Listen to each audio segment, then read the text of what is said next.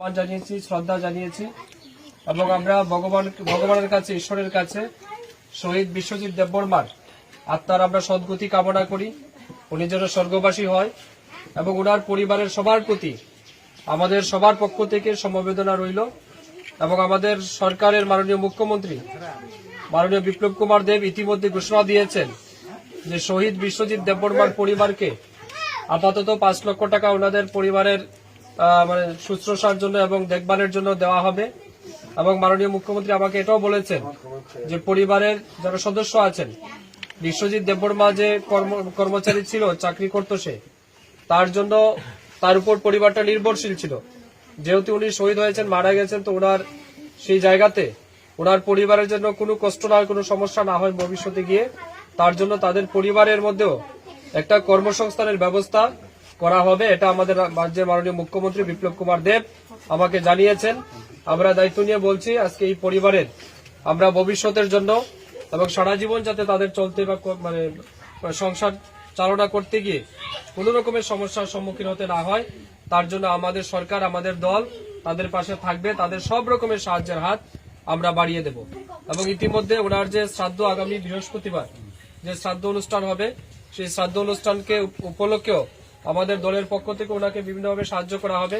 এবং আমি আমার ব্যক্তিগত পক্ষ থেকেও ওনার পরিবারের শ্রাদ্ধ শান্তির জন্য 10,000 টাকা আমি তুলে দেব, যাতে ওনারা শ্রাদ্ধ শান্তি করতে পারেন। তো আমরা সব মিলিয়ে যে ঘটনাটা ঘটেছে সত্যি এটা নিন্দনীয়। এবং আমি রাজ্যের মাননীয় মুখ্যমন্ত্রীর কাছে এটাও আবেদন রাখবো যে যারা এই ঘটনার সাথে যুক্ত, যারা এই ঘটনাটা করেছে, তাদের চিহ্নিত করে কঠোর শাস্তি যেন প্রদান করা হয়। আমরা এটা দাবি রাখবো সরকারের কাছে, যে বা যারা এই অপ্রীতিকর ঘটনা ঘটিয়ে নিরীহ একটা ছেলেকে শহীদ করেছে, মেরেছে, তাদের জন্য শাস্তি হয়। এটা আমরা মাননীয় মুখ্যমন্ত্রীর কাছে দাবি জানাবো। আমাদের দলের পক্ষ থেকেও দাবি থাকবে এবং আমি বিধায়ক হিসেবেও এটা দাবি রাখবো।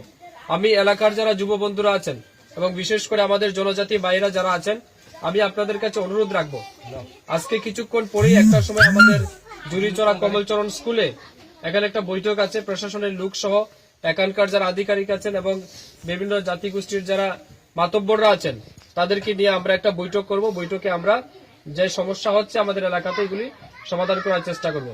মাথায় রাখবেন, আমাদের যে এই যে জুরিচড়া বা এমরাপাশা, ডেমডুম, কাঞ্চনবাড়ি, রাতাছড়া, সমস্ত জায়গায়, গঙ্গানগর, রাধানগর, সাইদাছড়া, ফটিকছড়া, এই সমস্ত এলাকার মানুষ আমরা সবাই এক। আমরা সবাই মিলেমিশে সব সময় থাকি। এমন যেন কোনো বিষয় না হয় আমাদের এখানে কোনো ঘটনা ঘটেনি। ঘটনাটা ঘটেছে কাঞ্চনপুরে, কিন্তু তার রেশ হয়তো আমাদের এখানে দেখা যাচ্ছে। তো এগুলি নিয়ে যেন আরেকটা অপ্রীতিকর ঘটনা না ঘটে, মাথায় রাখতে হবে একটা হিংসার পরিবর্তে আরেকটা হিংসা নয়। একটার পরিবর্তে যদি আরেকটা হিংসা হয়, তাহলে হিংসা বাড়তে থাকে। এতে করে সমাজের লস হয়, আমাদের সবার লস হয়, ক্ষতি হয়। তো আমরা চাইবো আমরা সমাজের দায়িত্ববান লোক হিসাবে যেন কোনোভাবে আমাদের সমাজের মধ্যে যে পাহাড়ি বাঙালিদের মধ্যে ঐক্য আছে, আমাদের মধ্যে যে শান্তি সম্প্রীতি আছে, আমরা একের সাথে যে সম্পর্ক নিয়ে আমরা চলাফেরা করি, এটা যাতে কোনোভাবেই বিনষ্ট না হয়, নষ্ট না হয়, এটা আমাদের সবার দায়িত্ব নিয়ে আমাদের করতে হবে। আর এখানে আমাদের কয়েকজন মুরব্বীরা আছেন বা জনজাতি অংশের যারা বিভিন্ন রাজনৈতিক দলের যারা নেতৃত্ব আছেন, তাদেরকে নিয়ে আমরা কিছুক্ষণের মধ্যেই যে কমলচরণ পাড়া জুরিছড়া এখানে বৈঠকে বসবো। এখানে এসডিএম সাহেবও থাকবেন, পুলিশের আধিকারিকরাও থাকবেন। বসে আমরা যেখানে যে সমস্যা হয়েছে এই সমস্যা আমরা মেটানোর চেষ্টা করব। দ্বিতীয়বার যেন আর কোনো